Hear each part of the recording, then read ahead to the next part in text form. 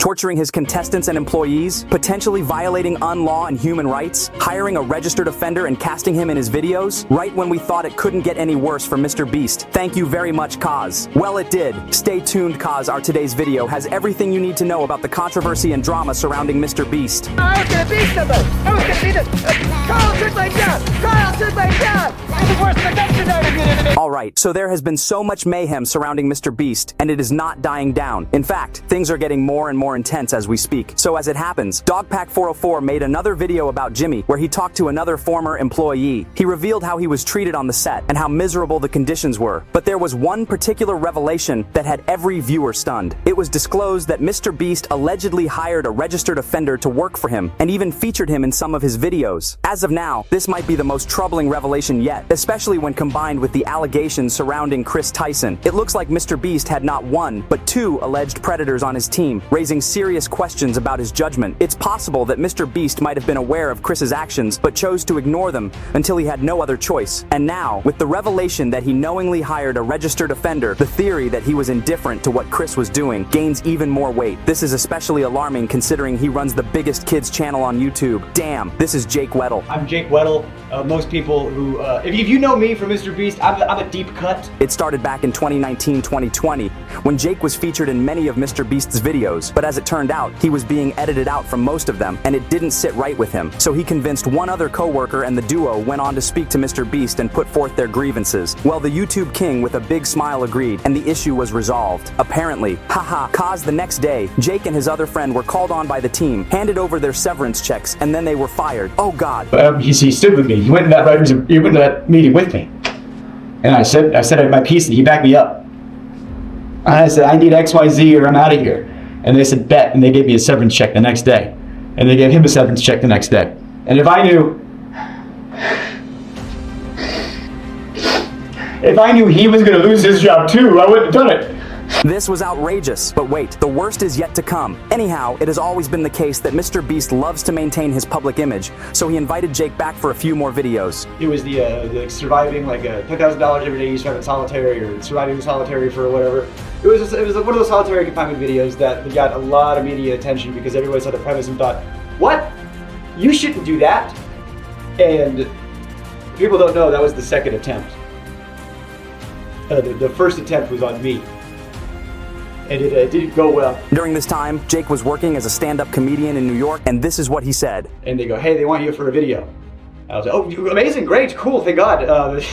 So yeah, it was an opportunity, and bro couldn't let it go. There's gonna be you deciding, like, what items am I gonna get rid of, today? And they had like the choice. They were like, it's only gonna be bad for me to last like 5 days tops when you have like nothing left. You're the first, it's gonna be like a breeze for most of it. And by the end of it, after 30 days, you're gonna get $300,000 because it's $10,000 a day. And I don't know, man.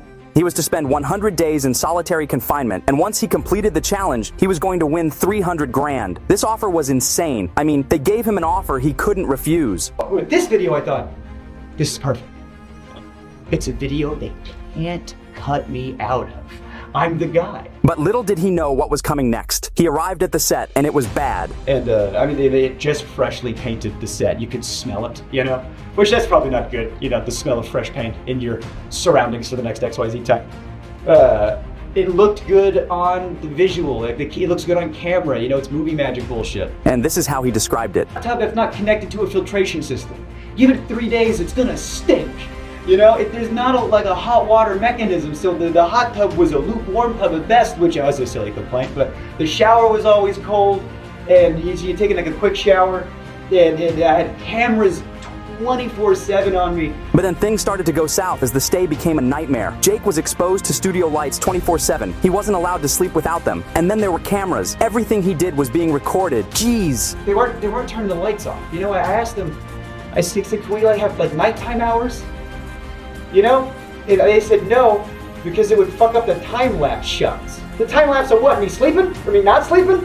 Yeah, I saw in other videos they did like, oh, you're gonna get XYZ hours of sunlight. Oh, great! Well, I don't know how they figured that one out. I didn't have it. One of the things was you got to take away your clock, so you didn't know what time it was. Okay, I got no access to sun. I got no access to clock. I don't know, like, the lights are on me all the time. I wasn't sleeping. I could not sleep, and I have insomnia problems now. As they indirectly tortured poor Jake, the production team was indirectly violating the Geneva Convention, committing a war crime. Holy God. Although it isn't as serious, it was sick. My good friend. And I go, they're not turning the lights off. He goes, what? That's a war crime. We're not allowed to do that to terrorists. And when this guy was already struggling with his mental health and physical well-being, MrBeast didn't make things easier. In fact, one day he came in and put forward 2 challenges. One of the challenges was running a marathon. Oh God. And he goes, ask me why I have 2 briefcases. And I'm like, why do you have 2 briefcases? And he goes, oh, because this one's for today, you know, and this one's for the challenge. And I go, what's the challenge today? He goes, you're gonna run a marathon. You're gonna do the 22.6K, whatever it is. You're gonna do it on that treadmill over there. Are you kidding me? Bro asked a non-athlete person to run a marathon on a treadmill without any practice. You can't be serious. So people who run marathons train forever, and it's still hard. Again, writer. Do I look like I run? I don't run, you know? Let alone a marathon, let alone have training for it. Well, it was suffering for the poor guy. And according to him, it gave him insomnia and damaged him in ways he never thought. And to make matters worse, MrBeast never uploaded that video. In fact, he remade the video while featuring himself. Damn. When Jimmy comes in and asks for something impossible, it's these people's jobs to do it. And they shouldn't be able to make it happen, and they do. Anyhow, this was just the first part. The second part is a lot more mind-boggling and it makes you sick to your guts. So as I told you guys at the start of this video, MrBeast LLC brought in an RSO. Well, we gotta discuss that. This guy, who, according to rumors, has a seriously shady past involving underage individuals, was not only hired, but was also well known to be working at a channel that's all about kids and has young people in and around it all the time. And here's the kicker. They allegedly covered up the fact that he was not just an employee, but actually the manager when everything kicked off. He was featured in videos, showed up in thumbnails, and was around the scene, despite everyone knowing what he had done. And like you can, you know, someone pees in public, you're on the registry, you know, you get it. Yes, he just said that, and that guy is on the registry. Holy God, it's utterly disgusting. You just saw the age of the victim. But he was like the manager when it all started. And you know that he knew, and because he'll be in videos, he'll be in thumbnails, he'll be around, and whenever he is, he's wearing a mask. And there's no way on earth that MrBeast didn't know this. And to make matters worse, this offender has been hiding his face all along in all the videos, and then... So why do you call him Delaware? I didn't know. Apparently they called him Delaware because he's not allowed to go back to Delaware. That's his nickname?